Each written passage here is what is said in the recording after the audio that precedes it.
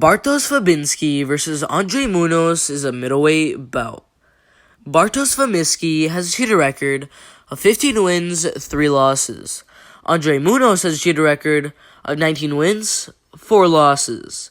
Alright, so Andre Muniz is actually 30 years old right now, and Bartosz Fabinski is 34 years old, which means there could be a slight age advantage in this fight for Andre Muniz.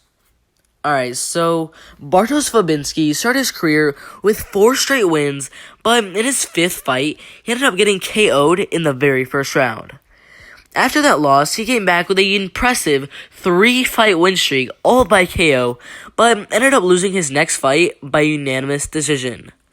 After that loss, he came back with 4 straight wins, 2 by first round KO, 1 by unanimous decision, and 1 by split decision. And after those 4 wins, he was actually invited into the UFC, where he ended up getting 3 unanimous decision wins in a row over 3 guys who have recently been cut from the UFC.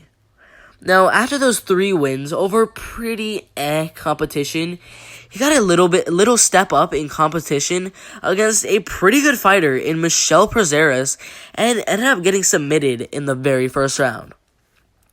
After that loss, he ended up leaving the UFC for 1 fight for Cage Warriors, where he ended up beating Darren Stewart by decision. Alright, now let's take a look at his opponent, Andre Muniz.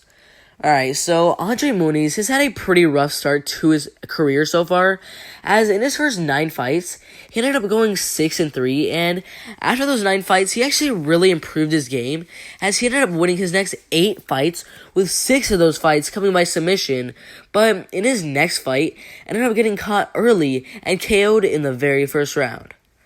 After that loss, he actually has yet to lose again, as he went on a 2-fight win streak with a first-round KO and a first-round submission, which got him a shot on the Contender Series.